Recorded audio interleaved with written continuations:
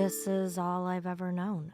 Is that even Possible for me? I don't want to miss anything. I don't need that. I don't want to acknowledge my pain. Fine. I don't want to get poked with needles. I don't want that. There's nothing wrong. I'm fine. I'm fine. I'm fine. I'm fine. I'm fine. I'm fine. I'm fine.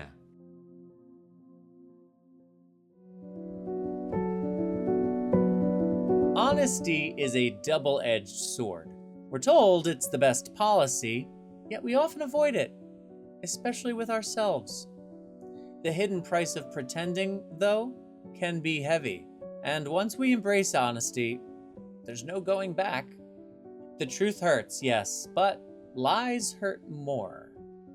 That's what we're exploring today on I'm Fine, a segment produced in partnership with Sanofi that aims to challenge ideas around entrenched chronic resiliency and satisfaction with suboptimal outcomes by inspiring people with hemophilia to seek education and truly consider the possibilities. Sanofi seeks to expand the idea of what's possible for the hemophilia community, and you can take a deeper look at the science behind hemophilia and an important connection between factor activity levels and potential activities at levelsmatter.com. Okay, so lies hurt more than the truth. Then why is it so hard to tell ourselves the truth? And what happens when we start to? Gabi Flores, a recent graduate of NBDF's National Youth Leadership Institute and an active member of the St. Louis, Missouri community, speaks to the biggest misconceptions about honesty when it comes to mental and emotional well-being. Mental health is not always pretty. It's not always just journaling and going for a walk to clear your head. I think a lot of it is that people think that other people don't care. Which is, of course, a projection and likely to be incorrect. So, how does pretending to be fine impact long-term health, especially for people managing chronic conditions? Pretending to be fine, that can be really troublesome because it may in the moment feel like it's okay, but eventually everything catches up to you. And if you don't take care of yourself in the moment, it's gonna have long-term effects in the future, especially when you have a chronic condition, because as we know, like if you have a bleeding disorder, you can't just put off a bleed. Like you have to treat it in the moment if you don't want long-term effects. The same goes for your mental health. Physical health and mental health are very linked. Lying to ourselves takes energy. It is exhausting keeping up appearances or maintaining the illusion that everything is okay. I think that dishonesty contributes to burnout because it takes a lot of effort to lie. You have to remember the lie, and you have to build on to the lie, and you have to keep up with the lie. It's much easier to just... It may hurt for a second to be honest, but it's a lot easier to be honest and get it over with than have to continue that lie. And that can be very tiresome. There's a shift that happens when we finally admit our struggles, and sometimes it leads to an outcome we could have never anticipated. When I was in college, I was under a ton of stress, personal stress and work stress and just school stress.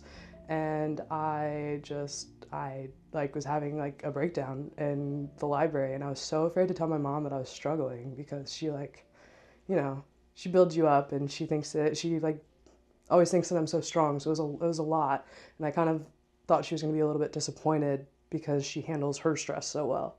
And so it took a lot for me to tell her that I was struggling a lot, and then she was so supportive. She didn't even question anything. She just immediately was like, I'll help you find a therapist. I'll send you the health insurance stuff. We'll find somebody that works. You just let me know what you need immediately.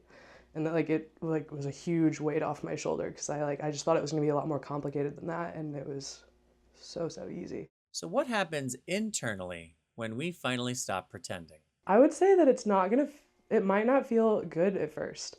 It might hurt a little bit, and you might have to learn to deal with that truth a little bit. Shame is one of the biggest barriers to honesty. It convinces us that our struggles make us weak or different from everyone else. Shame plays a huge role in the cycle of pretending.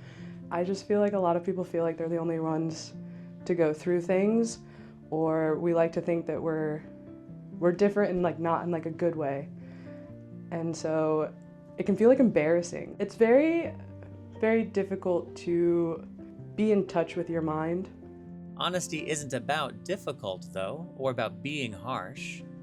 It's about being real in a way that fosters growth. If you want to see honesty not as a weakness, then we need to reframe how we're being honest. I think a lot of people see honesty as a way to be hurtful, and they use it as excuse like, oh, I'm just being honest. It's kind of like when you're giving feedback. Like, you can give good feedback. There's levels. It's the same with honesty. Like, you can be honest. Like, you can say something really mean and it can be honest, or you can reframe it and you can be helpful and be honest. Like, it's all about the way that you do it. And so I feel like that plays into why people don't want to be honest, because maybe people who have been honest to them are doing it wrong, if that makes sense. Like, they're using it as an excuse to be mean to people. Mental health isn't always neat. In fact, is it ever? Journaling and taking walks, these can be helpful tools, but there's a whole messy and challenging, facing the difficult components of ourselves part to this too. And true support means embracing the whole spectrum of mental health experiences, messiness and all. You have to support everybody, no matter what that looks like, if you really want to be champions of mental health. So, what stories are you telling yourself? And are they helping you or hurting you? Are they enlivening you or are they exhausting you?